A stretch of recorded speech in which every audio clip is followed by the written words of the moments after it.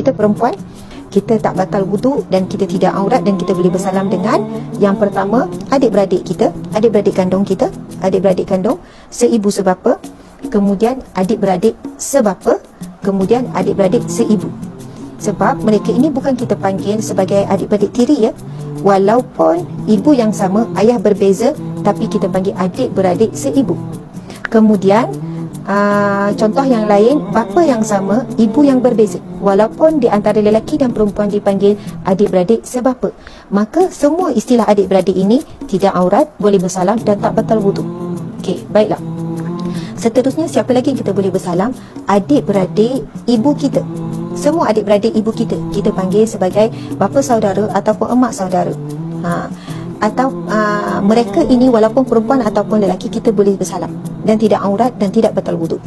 Yang kedua, sebelah bapa pun sama. Adik-beradik bapa, kita panggil juga bapa saudara, mak saudara, kita semua boleh bersalam dengan mereka. Seterusnya, kalau jauh sikit, baiklah, mak ayah kita, ataupun kita ambil mak, sama saja kedudukan mak ayah ini. Kita ambil ibu kita. Ibu kita betul ada adik-beradik. Ibu kita pula ada nenek. Ada nenek, ada atuk. Maksudnya ibu kita ada emak, ada ayah. Membawa maksud ini tentang hubungan kita dengan datuk kita, dengan nenek kita. Maka memang tak ada isu lah untuk kita bersalam dengan datuk kita. Persoalannya, adakah kita boleh bersalam dengan adik-beradik datuk kita? Jawapannya boleh dan tidak aurat dan tak batal wuduk. Itu kita panggil istilah datuk, atuk, saudara. Sama juga dengan nenek kita, adik-beradik nenek kita, semua kita boleh salam. Kadang-kadang kita confuse sebab rasa jauh, tapi mereka dah tua. Mereka adalah adik-beradik kepada nenek kita ataupun adik-beradik atuk kita. Semuanya kita boleh salam, tak aurat, tak batal wuduk dan juga boleh bersentuh. Jadi bagaimana biasanya orang timbulkan isu dengan adik-beradik tiri? Kita harus faham siapakah adik-beradik tiri. Adik-beradik tiri ialah yang mana contohnya, si lelaki ada anak, iaitu mereka ini duda, ada anak, dia dah bercerai dengan isterinya, kemudian bernikah dengan seorang janda yang juga ada anak. Janda ini dah bercerai dengan suaminya, lalu mereka pun berkahwin.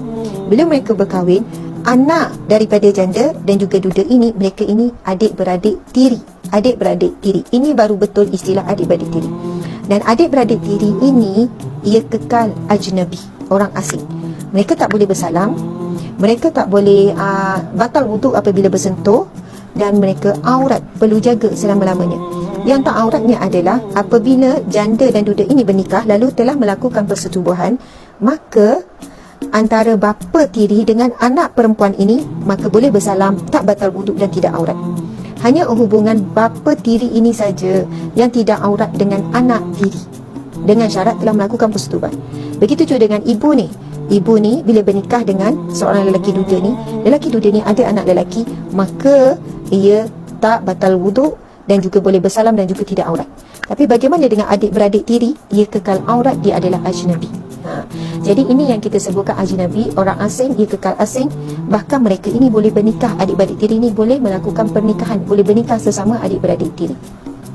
Para pendengar sekalian, biasanya apabila kita berkumpul di Hari Raya Aidilfitri, yang jadi kita panggil istilahnya, kalau kita rasa macam kita rasa orang yang antara yang rapat dengan kita, ahli keluarga, adalah sepupu. Betul atau tidak?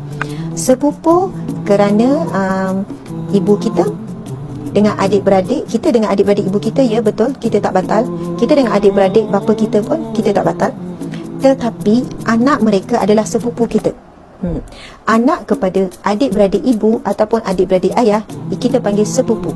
Maka sepupu ini ajnabi. Sepupu ini jelas ia adalah dikira orang asing dan kita boleh bernikah dengan sepupu kita.